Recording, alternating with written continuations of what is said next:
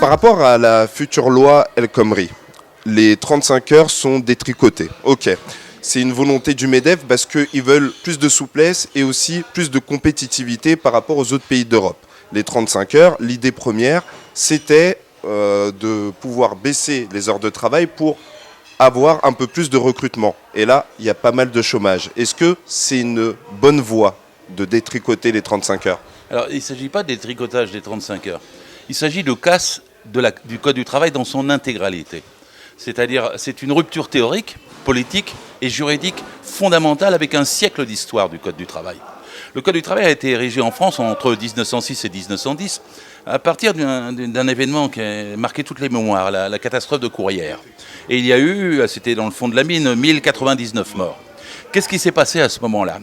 Le patron a fait comme les patrons d'aujourd'hui. Il a dit « reprenez le boulot parce que sinon le charbon polonais va arriver. » Et ensuite, il a dit « si vous ne le faites pas, je mets la clé sous la porte et vous n'avez plus de boulot. » Les gens ont repris le boulot. Mais on a retrouvé des survivants. Ils avaient arrêté de les chercher. 12 jours, 13 jours après, 14 survivants, 13 puis 14. Et l'émotion a été telle qu'il y a une décision historique qui a été prise. C'est de créer un ministère du Travail indépendant du ministère de l'Économie. Et tout le Code du travail s'est construit comme un droit indépendant des exigences de l'économie et même contre les exigences de l'économie, de façon à protéger la personne humaine au travail, de façon à protéger les horaires, la vie, les 3-8, 8 heures de travail, 8 heures de loisirs, 8 heures de repos. Mais avec ce que fait Hollande et ce que fait El Khomri aujourd'hui, ça tient en une phrase. Ils font l'inverse. Maintenant, ils subordonnent, ou plutôt ils soumettent totalement les droits des humains aux besoins des entreprises. Oui, mais aujourd'hui, on le subit, la mondialisation, le côté libéral. Comment... Oui, mais comment Monsieur, il y a une organisation internationale du travail, il y a un droit universel du travail qui interdit de faire travailler les enfants, qui exige un travail décent, qui exige un salaire, des droits syndicaux. L'OIT, ça existe pour 140 pays. Oui, mais les 35 heures n'ont pas fonctionné, il y a quand même du chômage.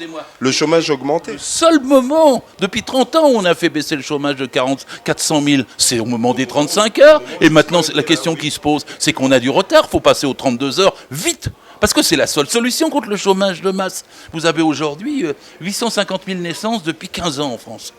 C'est-à-dire que ces jeunes-là, ça fait 400 000 demandeurs d'emploi dans 1 an ou 2 ans, de plus chaque année. Il va nous arriver à peu près en 10 ans 4 millions de demandeurs d'emploi supplémentaires. Vous croyez qu'on va faire ça avec du travail à 12 heures par jour et à 60 heures par semaine? S'il y a du boulot pour 12 heures par jour et 60 heures par semaine, pourquoi il y a des chômeurs? Donc pour vous, c'est les 32 heures. Mais évidemment, et je vais vous le dire encore plus nettement, en une semaine de 4 jours, et avec un repos le dimanche, absolument.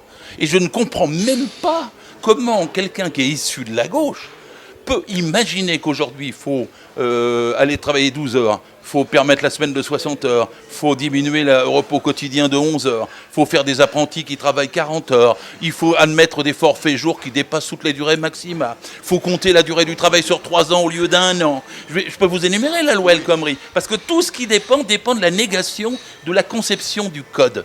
Au lieu d'adapter l'entreprise aux humains, ils adaptent les humains à l'entreprise. C'est une contre-révolution théorique, décisive, qu'on doit combattre vent debout. Il doit y avoir... Ça vaut une grève générale, vous savez. Ça n'a jamais été fait, une pareille attaque contre toute notre histoire de Code du travail. Et ça vient d'Hollande et de la gauche. Eh bien, merci.